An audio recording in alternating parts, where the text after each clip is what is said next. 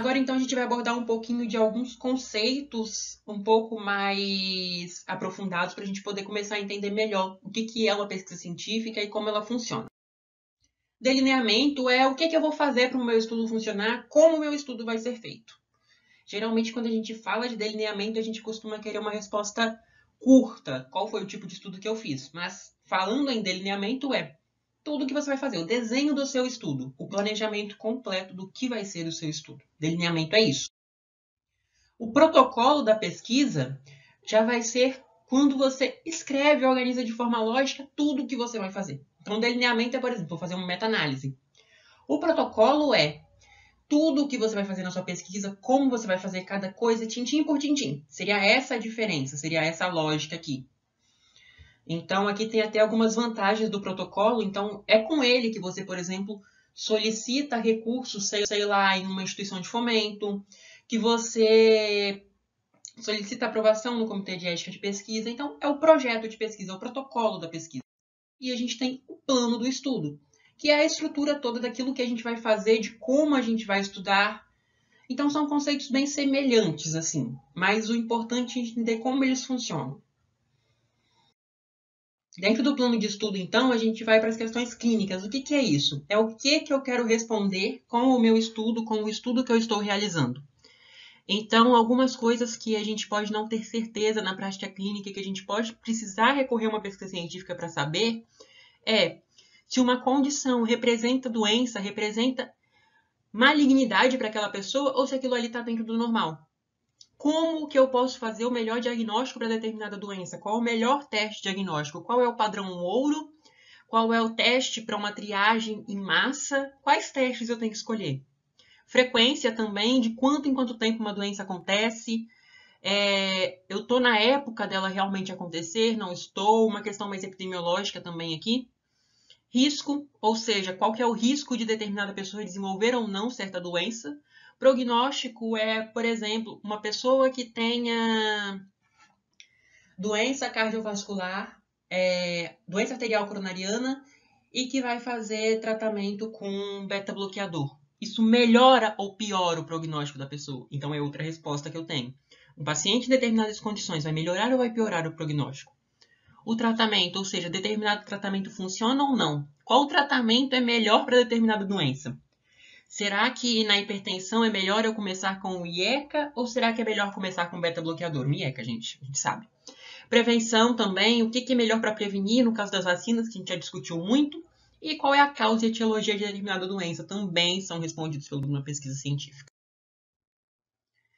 Para a gente poder fazer a pesquisa, eu falei ali atrás que a gente tem a pergunta de pesquisa, ou seja, a questão de pesquisa, que era até o que eu puxei ali no slide anterior. O que a gente tenta responder? Então, para a gente responder, a gente tem que responder 4 perguntinhas, que a gente chama de matriz Pico. Matriz Pico, então, vai ser população, intervenção, controle e o O é de desfecho. É uma palavra em inglês, não vou pronunciar porque eu sou péssimo pronunciando, mas aqui a gente tem o resumo do que é a matriz Pico e ela ajuda bastante a entender o nosso estudo, entender como ele está funcionando. Então, aqui eu vou trazer um exemplo legal. Em adultos saudáveis, a suplementação de vitamina C reduz a incidência de resfriados em comparação com nenhuma intervenção ou placebo. Então, a vitamina C ajuda a diminuir resfriado. Então, a gente vai pegar o quê? Adultos saudáveis, porque a gente está trabalhando aí com uma população em geral, a gente não está trabalhando, por exemplo, com pacientes oncológicos. Vocês percebem que a pesquisa seria diferente se a gente trabalhasse só com pacientes oncológicos, ou só com idosos, ou só com jovens. Não, aqui a gente quer adultos saudáveis, porque são pessoas diferentes que as intervenções podem funcionar diferente. E intervenção, então, o que eu vou fazer com esses pacientes para tentar avaliar o meu desfecho? Então, aqui no caso, seria suplementação de vitamina C. E aí eu já coloco aqui na intervenção também, qual dose eu vou suplementar? C, comparação, que é aquele paciente que não está sobre a intervenção. Quem é ele? Então, aqui seriam os pacientes em placebo. E o O, o desfecho, ou seja, a prevenção de resfriados nesse paciente. A vitamina C realmente faz isso? Então, eu vou avaliar. Eu vou aplicar a intervenção nos meus pacientes em um grupo, em outro não. E vou ver qual teve o melhor desfecho, qual teve o pior desfecho. Então, essa é a lógica da matriz Pico. É basicamente um anagrama para a gente resumir O que a gente precisa enxergar na hora de planejar uma pesquisa? Um elemento muito importante da matriz Pico que nós discutimos é o desfecho, ou seja, é aquele evento central que nós estamos estudando como resultado do nosso estudo. E é muito importante que a gente entenda qual é o nosso desfecho e se ele é realmente aquele desfecho que nós temos que estudar. Para isso, eu vou começar com uma historinha prática aqui que realmente aconteceu da flecainida, que era um medicamento para poder tratar despolarização ventricular prematura. E os estudos mostraram que ela era extremamente eficaz nesse tratamento, ou seja, você dava ela para os pacientes e os pacientes melhoravam da despolarização ventricular prematura. Começaram a usar na prática e observaram um pequeno problema, grande na verdade, bem grande. Apesar dos pacientes melhorarem da condição clínica, os pacientes que tomavam flecainida morriam mais do que os pacientes que não tomavam. Então, o nosso primeiro desfecho aqui, apesar dele à primeira vista parecer interessante, melhorar a condição clínica, ele não se convertia em outro desfecho que era o mais importante, era o principal e talvez até muito que importasse nesse caso aqui, que é a sobrevida do meu paciente. Se eu vou conseguir melhorar o tempo de vida dele com qualidade de vida.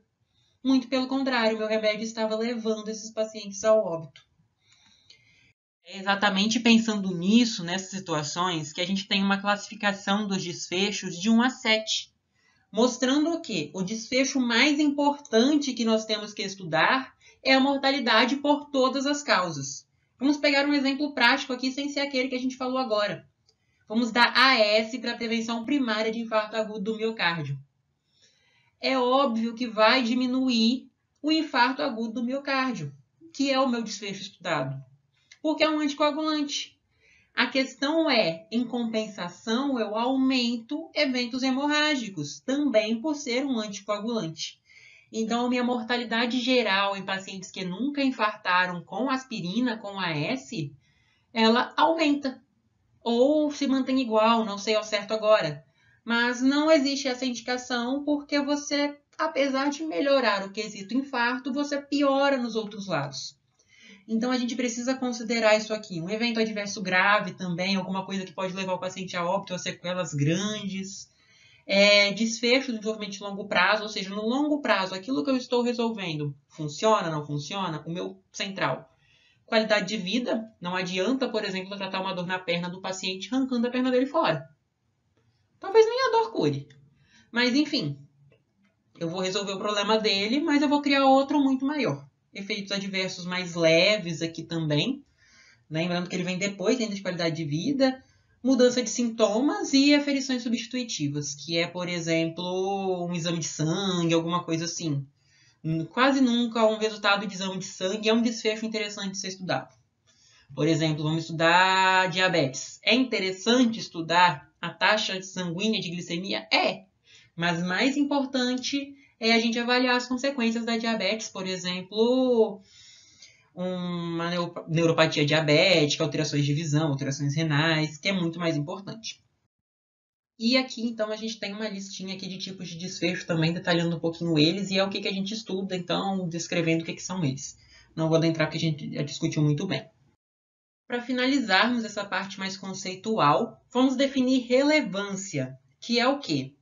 O que o meu estudo precisa para a gente falar assim, vamos fazer ou não vamos fazer? A gente tem esse acrônimo FINER aqui, o F de factível, dá para fazer?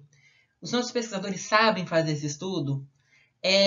Existe paciente para fazer? Tem dinheiro para fazer? Interessante, o estudo é do nosso interesse, a gente quer fazer ele? É novo? É uma novidade? Aquilo que a gente está trazendo não é algo que ninguém já não trouxe? Por exemplo, de que adianta eu fazer um estudo dizendo que o coração tem que bater para a pessoa que ficar viva? É um fato, não existe novidade nisso. Ou um tratamento que já está consolidado, eu vou trazer outro estudo comprovando ele. Às vezes pode ser interessante, mas dependendo da situação não é. Ética, o meu estudo segue princípios éticos, foi aprovado em comitê de ética. E a relevância. A relevância aqui a gente tem que pensar em 3 aspectos. Relevância para a comunidade científica, A relevância clínica, ou seja, eu consigo aplicar o resultado do meu estudo na clínica? Se não consigo, não significa que o meu estudo é irrelevante. A gente tem uma terceira condição que é relevância para novos estudos. Então, por exemplo, eu fui lá e descobri um novo método de criar vacinas.